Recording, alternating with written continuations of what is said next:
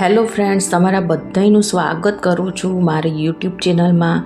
અને સૌથી પહેલાં તમને બધાને દિવાળી ફેસ્ટિવલની ખૂબ ખૂબ શુભકામનાઓ. આ દિવાળી પર્વ છે ને એ 5 દિવસ સુધી ચાલતો હોય છે. તો આ ઉત્સવ છે એ ધનતેરસથી શરૂ થઈ જાય છે. ધનતેરસના દિવસે લક્ષ્મી માતા, ગણેશજી અને તેની સાથે સાથે આપણે જે ધનના દેવતા કુબેર દેવતા છે એનું પણ પૂજન કરવામાં આવે છે. અને ઔષધિ અને આયુર્વેદના દેવતા ભગવાન ધન્વંતરીની પણ પૂજા આ દિવસે કરવામાં આવતી હોય છે. તો આજના વિડીયોમાં આપણે ધનતેરસની લાઈવ પૂજા જોઈશું મિત્રો. તો તેમાં શું શું સામગ્રીની જરૂર પડશે, તેમજ આ પૂજા કયા સમયે કરવી, તેમજ તેનું ઉત્તાપન કઈ રીતે કરવું, તો આ તમામ માહિતી હું તમને આ વિડીયો દરમિયાન લાઈવ બતાવીશ મિત્રો. તો વિડીયોને એન્ડ સુધી જરૂરથી જોજો.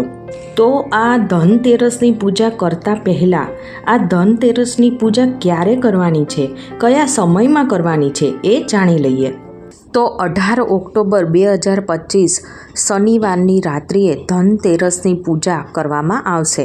તો જે લોકો આ પૂજા પ્રદોષકાળમાં કરતા હોય ને તો તેનો સમય છે 18 ઓક્ટોબર 2025 શનિવારની સાંજે 6:10 લઈને 8:38 સુધીનો રહેશે.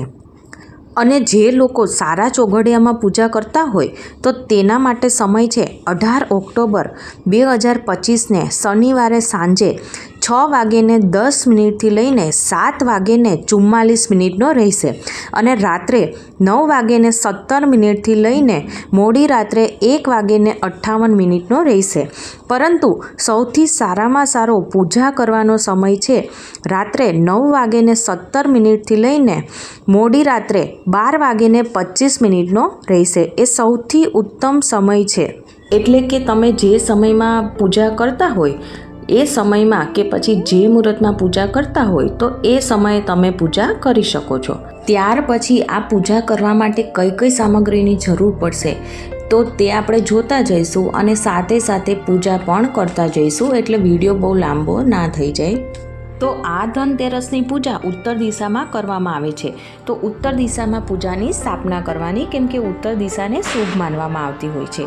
એ પછી એ જગ્યાએ આપણે છે ને પૂજા કરતા હોય ને ત્યાં ગૌમૂત્ર અથવા ગંગાજળનો છંટકાવ કરીને આપણા પૂજા સ્થાનને સ્વચ્છ અને શુદ્ધ કરવાનું, કે જેથી કરીને કોઈ નકારાત્મક કે ખરાબ શક્તિ હોય ને, કોઈ વિઘ્ન હોય ને તો તે પણ આપણા પૂજા સ્થાનમાં બાધારૂપ બને નહીં.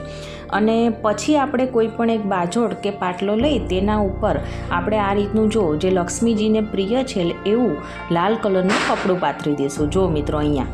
અને હવે આપણે આ રીતના મેં એક લક્ષ્મીનારાયણનો મારી પાસે ફોટો હતો તો એ મેં મૂક્યો છે. અને તો અહીંયા મેં થોડું ડેકોરેટ કર્યું છે, તો તેના માટે અહીંયા થોડા મેં ફૂલ મૂકી દીધેલા છે.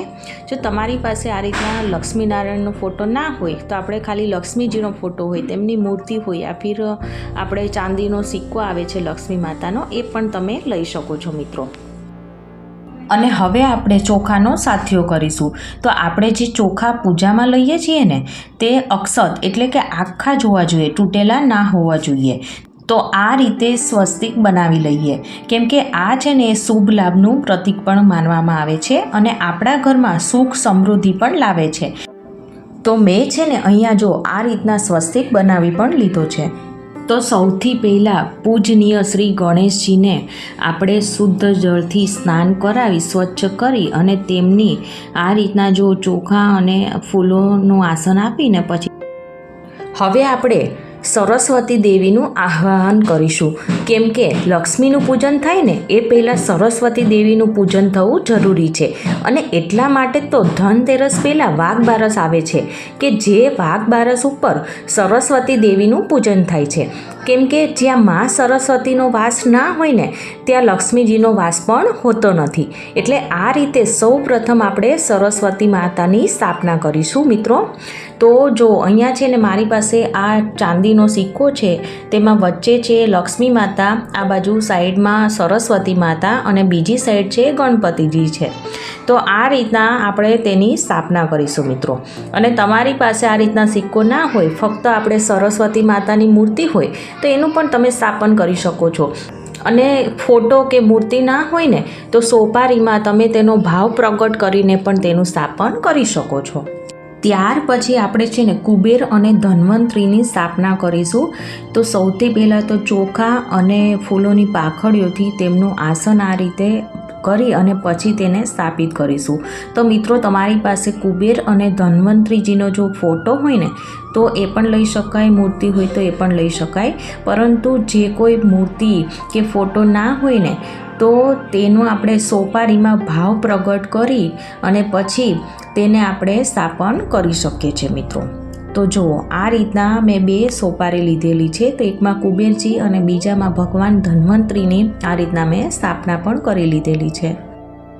હવે આપણી પાસે જે કંઈ ધનતેરસ ઉપર પૂજા કરીએ, સોના ચાંદીની કોઈ પણ વસ્તુ હોય, સિક્કા હોય, તો એ બધું આપણે અહીંયા લઈ લઈશું મિત્રો. જો ત્યાર પછી આપણે જો આ રીતના ફૂલથી બધા ભગવાનને આપણે જે સ્નાન કરાવતા હોય તેવો ભાવ પ્રગટ કરીને આપણે તેના ઉપર જળ છાંટીશું. જુઓ, અને ત્યાર પછી આપણે છે ને આપણા ઉપર પણ જળ છાંટીશું મિત્રો. અને છે ને હવે આપણે પિત્તળનો દીવો લેશું. તમે માર્કેટમાં જશો તો કુબેર દીવો તરીકે પણ તમને મળી જશે. તો તમે અહીંયા ઘીનો દીવો ઊભી વાટ કે પછી આ રીતના ગોળ વાટનો પણ કરી શકો છો. તો બધા ભગવાનનું સ્મરણ કરતાં કરતાં આપણે દીવો છે એ પ્રગટાવી દઈશું. ત્યાર પછી જુઓ મિત્રો, આ રીતના કુબેરજી, ભગવાન ધન્વંતરી, લક્ષ્મી માતા, ગણેશજી, સરસ્વતી માતા, લક્ષ્મી માતા, એમ બધા જને આપણે છે ને વસ્ત્રો પહેરાવીશું. ત્યારબાદ સૌ પ્રથમ આપણે ગણેશજીને કંકુનો ચાંદલો કરીશું અને પછી આપણે લક્ષ્મી નારાયણને ચાંદલો કરી સરસ્વતી માતાને આપણે ચાંદલો કરીશું અને ત્યારબાદ આપણે કુબેરજી અને ધન્વંતરીને પણ ચાંદલો કરીશું.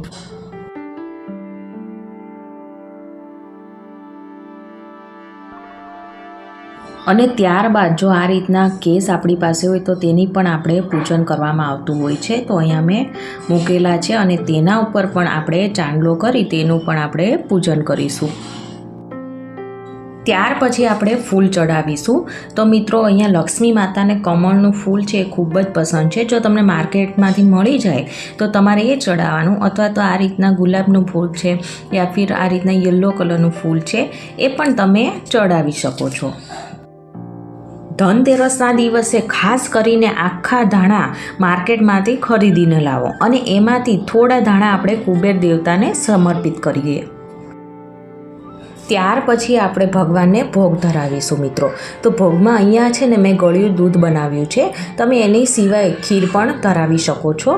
એ સિવાય આપણે છે ને જો સાકર અને અહીંયા છે ને મેં જો કાજુ કતરી પણ ધરાવી છે. અથવા તો તમે જે પણ કંઈ મીઠાઈ કે ગળ્યું બનાવ્યું હોય ને એ પણ તમે ધરાવી શકો છો. અથવા તો તમે ફળ પણ ધરાવી શકો છો. ધન્વંતરી ભગવાન છે ને એ આયુર્વેદના દેવતા છે. તો આયુર્વેદિક તમને જેટલી પણ વસ્તુ મળે ને એટલી, જેવી કે અહીંયા મને જો તુલસી, એલોવેરા, લીમડો વગેરે જેવી વસ્તુઓ જરૂરથી ચડાવો. અને સાથે સાથે જો આપણે કિચનમાં જેટલા પણ ખડા મસાલાઓ છે ને એ બધા જરૂરથી સમર્પિત કરો. આ બધી આયુર્વેદિક વસ્તુઓ કે જેવી કે અહીંયા જો મારી પાસે ઇલાયચી, હળદરના 2 ગાંઠિયા લીધેલા છે, જાયફળ, તજ, લવિંગ, તમાલપત્ર છે, આ બધી વસ્તુને આપણે સમર્પિત કરીએ. ત્યાર પછી બધા ભગવાનને આપણે જળ સમર્પિત કરીશું. જળનો ભોગ લગાવીશું બધા ભગવાનને. અને ત્યાર પછી આપણે છે ને જો ધૂપ દીપ દેખાડી દઈશું ભગવાનને. જો આ રીતના આપણે પછી અહીંયા જો આ રીતના આપણે માતાજીને પ્રિય એવી કોડી છે જે મેં 2 લીધેલી છે તે આપણે અહીંયા સ્થાપિત કરીશું. પછી એક જળનો લોટો આ રીતના આપણે ભરીને રાખીએ છીએ અને હાથમાં ચોખા ફૂલ લઈ ધનતેરસની કથા સાંભળીએ છીએ. તમે તેની સિવાય ધનતેરસની હોય કે પછી ધન્વંતરીની કથા તમે સાંભળી શકો છો, અથવા તો કુબેર ભગવાનની પણ કથા સાંભળી શકો છો.